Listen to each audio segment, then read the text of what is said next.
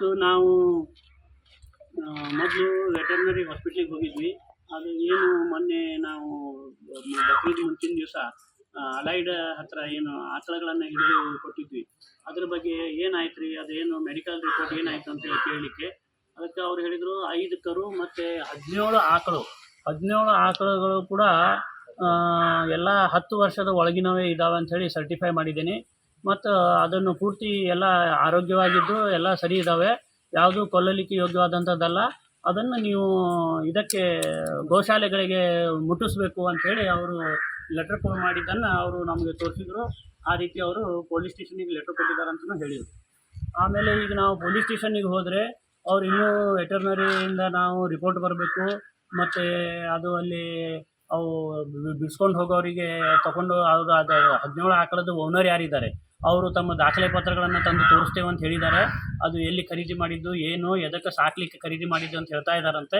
ಅದಕ್ಕೆ ಅದನ್ನೆಲ್ಲ ಅವರು ದಾಖಲೆ ತಂದು ತೋರಿಸೋ ಮಟ್ಟ ನಾವು ಅವರಿಗೆ ಟೈಮ್ ಕೊಟ್ಟಿದ್ದೀವಿ. ನಿನ್ನೆ ಅವ್ರದ್ದು ಹಬ್ಬ ಇತ್ತು, ಅದಕ್ಕೆ ಇವತ್ತು ಸಂಜೆ ಮಟ್ಟ ಅವ್ರು ತೋರಿಸ್ಬೋದು.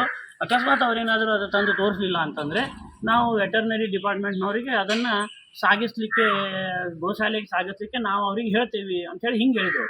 ಅವಾಗ ನಾವು ಹೇಳಿದ್ವಿ ಅದು ವೆಟರ್ನರಿ ಡಿಪಾರ್ಟ್ಮೆಂಟ್ನವ್ರದ್ದು ಕೆಲಸ ಅಲ್ಲ ಸರ್, ಗೋಶಾಲೆಗೆ ಸಾಗಿಸೋದು ಅದು ನಿಮ್ಮದೇ ಕೆಲಸ ಅಂತೇಳಿ ಅನ್ನಿಸ್ತದೆ. ಅದು ನಮ್ದು ಹೆಂಗೆ ಆಗ್ತಾಯಿದ್ರೆ ಹಂಗೆ ಹಿಂಗೆ ಅಂತ ಅವ್ರು ಹೇಳಿದರು. ಅದೇ ಅದು ನೋಡಿರಿ, ನಮ್ಮ ತಿಳಿದ ಮಟ್ಟಿಗೆ ಅವ್ರದ್ದು ಖಾಲಿ ಚೆಕಪ್ ಮಾಡೋದು ಅಷ್ಟೇ ಕೆಲಸ, ಮತ್ತು ಅದನ್ನು ಆಕಳಗಳನ್ನು ಸಾಗಿಸೋ ಕೆಲಸ ನಿಮ್ಮದೇ ಇರ್ಬೋದು ಅಂತೇಳಿ ನಾವು ಹೇಳಿದ್ವಿ. ಅದೇನೂ ಇರಲಿ, ಅದು ಎರಡೂ ಗೌರ್ಮೆಂಟ್ ಡಿಪಾರ್ಟ್ಮೆಂಟೇ ಅವ್ರು ಏನು ನೋಡ್ಕೊಂಡು ಅವ್ರು ಮಾಡ್ಕೊಳ್ಳಿ, ಅದ್ರ ಬಗ್ಗೆ ನಮ್ಮ ತಕರಾರಿಲ್ಲ. ನಮ್ಮದು ತಕರಾರು ಇಷ್ಟೇ ಏನಂದರೆ ಅದು 17 ಆಕಳುಗಳು ವಾಪಸ್ ಮಾರಾಟ ಗಿರಾಟ ಅಂಥೇಳಿ ಅವರು ಇದು ನಾಟಕ ಮಾಡಿಕೊಂಡು ಅದನ್ನು ಮತ್ತೆ ಕಸಾಯಿಖಾನೆಗೆ ಹೋಗುವಂಗಾಗದೆ ಗೋಶಾಲೆಗಳಿಗೆ ಹೋಗಿ ಅದರದ್ದು ಸರಿಯಾದ ಒಂದು ವ್ಯವಸ್ಥೆ ಆಗಬೇಕಲ್ಲಿ. ಇಲ್ಲ, ಆಕಳು ಸಾಕೋರು ಯಾರು ಇದ್ದಾರೆ, ನಮ್ಮ ಹತ್ರನೇ ಬೇಕಾದಷ್ಟು ಜನ ಇದ್ದಾರೆ, ಅವರಿಗೆ ನೀವು ಕೊಡುವಂಗೆ ಆಗಬೇಕು ಅನ್ನುವಂಥ ಡಿಮಾಂಡನ್ನು ನಾವು ಇಟ್ಟಿದ್ದೀವಿ. ಇಲ್ಲ, ನಾವೆಲ್ಲ ಅದ್ರ ಅಂಥದ್ದೇನು ಆಗದೇ ಇದ್ದಂಗೆ ನೋಡ್ಕೊಳ್ತೀವಿ, ನಾವು ಏನಿದೆ ನಿಮ್ಗೆ ಅದು ಡೆವಲಪ್ಮೆಂಟ್ ಆದ ನಂತರ ತಿಳಿಸ್ತೀವಿ, ಸದ್ಯಕ್ಕೆಲ್ಲ ಆಕಳ ಸೇಫ್ ಇದ್ದಾವೆ ಅಂತ ಅವ್ರು ಹೇಳಿದರು. ಆದರೂ ನಾನು ಏನು ಹೇಳಿದೆ ಅಂದರೆ 2 ದಿವಸದಿಂದ ಅದು ಆಕಳಿಗೆ ಮೇವು ಹಾಕೋರು, ನೀರು ಕುಡಿಸೋರು ಯಾರೂ ಇಲ್ಲ. ಅದನ್ನು ಯಾರು ಮಾಡ್ತಾರೆ? ಅದು ಆಕಳು ಹಾಗೆ ಉಪವಾಸ ಬಿದ್ದಾವಲ್ಲಿ, ಅವರು ಕಡಿಲಿಕ್ಕೆ ತಂದವರು ಅವರೇನು ಅದಕ್ಕೆ ಮೇವು ಹಾಕೋದಿಲ್ಲ ಅಂಥೇಳಿ ನಾವೆಲ್ಲ ಹೇಳಿದ್ದೀವಿ. ಇಲ್ಲರಿ ಹಂಗೆಲ್ಲ ಇಲ್ಲ, ನಮ್ಮವರೆಲ್ಲರೂ ಹೋಗಿ ನೋಡಿ ಬಂದಿದ್ದಾರೆ ಅಂತೆಲ್ಲ ಅವರು ಎಲ್ಲ ಹೇಳ್ತಾ ಇದ್ದಾರೆ. ಅದು ಎಷ್ಟು ಮಟ್ಟಿಗೆ ನೋಡಿ ಬಂದಿದ್ದಾರೋ ಏನು ನಮಗೇನು ಗೊತ್ತಾಗೋದಿಲ್ಲ. ಅದಕ್ಕೆ ಏನು ಆಹಾರ ಹಾಕಿದ್ದೇನೋ ನಮಗೇನು ಕಾಣಿಸೋದಿಲ್ಲ. ಈಗ ಮುಂದೆ ಏನು ಡೆವಲಪ್ಮೆಂಟ್ ಆಗ್ತದೆ ಅಂತ ಕಾಯ್ತಾ ಇದ್ದೀವಿ. ಹಿರಿಯ ಅಧಿಕಾರಿಗಳಿಗೆ ಎಲ್ಲ ಫೋನ್ ಮಾಡಿ ಮಾತಾಡಬೇಕಾಗಿದೆ, ಮತ್ತು ಅವ್ರ ಕಡೆಯಿಂದ ಏನು ರಿಪೋರ್ಟ್ ಬರ್ತದೆ ನೋಡಬೇಕು. ಈಗ ನೀವತ್ತು ನಿಮ್ಮ ನಿಯೋಗ ಎಲ್ಲೆಲ್ಲ ಹೋಗ್ತು? ಅದೇ ನಾವು ಹೋಗಿದ್ದು ವೆಟರ್ನರಿ ಹಾಸ್ಪಿಟಲ್ಗೆ ಮತ್ತು CPI ಹತ್ರ. ಆಮೇಲೆ ಆಮೇಲೆ ಹಂಗೆ ಮುನ್ಸಿಪಾಲ್ಟಿನೂ ಸ್ವಚ್ಛತೆ ಬಗ್ಗೆ ಅದು ಇದು ಅಂತೇಳಿ ಗಟ್ರದ್ದು ಮತ್ತು ಅಲ್ಲಿ ಸಮಸ್ಯೆಗಳಿದ್ದು ಅದರ ಬಗ್ಗೆ ಮಾತಾಡ್ಕೊಂಡು ಬಂದ್ವಿ. ಅಂತಿಮವಾಗಿ ನಿಮ್ಮ ಆಗ್ರಹ 17 ಆಕಳುಗಳ ರಕ್ಷಣೆ ಆಗಬೇಕು.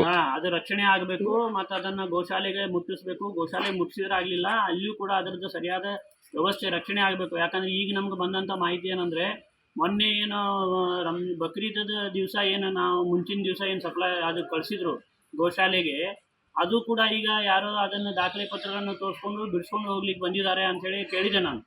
ಅದು ಯಾವ ದಾಖಲೆ ಪತ್ರ ಏನು, ಅದು ದಾಖಲೆ ಪತ್ರ ತಂದು ಬಿಡಿಸ್ಕೊಂಡು ಹೋಗೋದು ದೊಡ್ಡ ವಿಷಯ ಅಲ್ಲ, ಆದರೆ ಅದು ಕಸಾಯಿಖಾನೆಗೆ ಮಟ್ಟ ಮುಟ್ಟುತ್ತೆ ಹೆಂಗೆ ಅದರ ಬಗ್ಗೆ ತನಿಖೆ ಆಗಬೇಕು. ಮತ್ತು ಅಷ್ಟು ಸಣ್ಣ ಕರುಗಳನ್ನು ಹತ್ಯೆ ಮಾಡಬಾರ್ದು ಅಂತ ಹೇಳಿದ್ರು ಕೂಡ ಯಾವ ಧೈರ್ಯದ ಮೇಲೆ ಅವರು ಇಲ್ಲಿ ತಂದು ಕಸಾಯಿಖಾನೆಯವರೆಗೆ ತಂದು, ಮತ್ತು ಆ ಕಸಾಯಿಖಾನೆಗೆ ಬಂದು ಮುಟ್ಟುವವರೆಗೆ ಪೊಲೀಸರು ಏನು ಮಾಡ್ತಾಯಿದ್ರು? ಇವರು ಬಾಕಿ ಎಲ್ಲ ವಿಷಯ ನಾವು ಬಿಗಿ ಬಂದೋಬಸ್ತು ಗಸ್ತು ತಿರುಗ್ತಾ ಇದ್ದೇವೆ, ಅದು ಮಾಡ್ತೇವೆ ಇದು ಮಾಡ್ತೇವೆ ಅಂತ ಹೇಳ್ತಾರೆ. ಅದೇನು ಹಾಗೆ ಬರೋದಿಲ್ಲ, ಸಾರ್ವಜನಿಕ ಕಣ್ಣು ಎದುರಿಗೆ ಬಂದಿರ್ತವೆ. ಪೊಲೀಸರು ಹಗಲು ರಾತ್ರಿ ಗಸ್ತು ತಿರುಗ್ತಾ ಇರ್ತಾರೆ, ಮತ್ತು ಅವ್ರು ಹೆಂಗೆ ಅದನ್ನು ನೋಡಿಕೊಂಡು ಸುಮ್ಮನಿದ್ರು? ಹಂಗಾರೆ 22 ಆಕಳ ಸಿಗಬೇಕಾದ್ರಲ್ಲಿ ಒಂದೇ ದಿವಸಕ್ಕೆ ಏನು ಬಂದು ಅದು ಕುಂದು ಹೋಗಲಿಲ್ಲ. ಅಲ್ಲಿ ಒಂದೇ ದಿವಸಕ್ಕೆ ಬಂದ್ರೂ ಯಾವ್ದಾದ್ರು ಗಾಡಿಯಲ್ಲೇ ಬಂದಿರ್ತವೆ. ಅವ್ರು ಪೊಲೀಸರು ಏನು ಮಾಡ್ತಾ ಇದ್ರು ಹಂಗಾರೆ ಅಷ್ಟೊತ್ತಿಗೆ?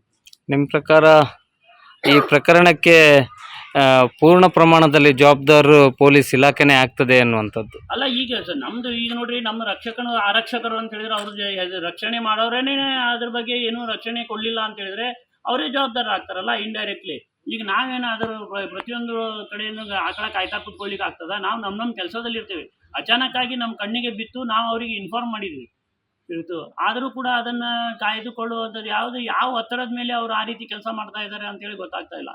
ಪೊಲೀಸ್ ಡಿಪಾರ್ಟ್ಮೆಂಟ್ ಏನು ಹಾಗೆ ಇದೆ ಅಂತ ನಾವು ಹೇಳೋದಿಲ್ಲ, ಆದರೆ ಯಾರ್ದು ಒತ್ತಡದ ಮೇಲೆ ಈ ರೀತಿ ನಡೀತಾ ಇದ್ದಾರೆ ಅಂತೇಳಿ ನನಗೆ ಅನ್ನಿಸ್ತಾ ಇದೆ.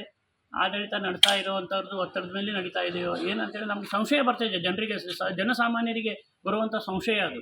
ಪ್ರಾಮಾಣಿಕವಾಗಿ ಕೆಲಸ ಆಗದೇ ಹೋದವಾಗ ಆಡಳಿತ ನಡೆಸೋರ ಮೇಲೆ ಸಂಶಯ ಪಡೋದು ಎಲ್ಲರೂ ಸಹಜ.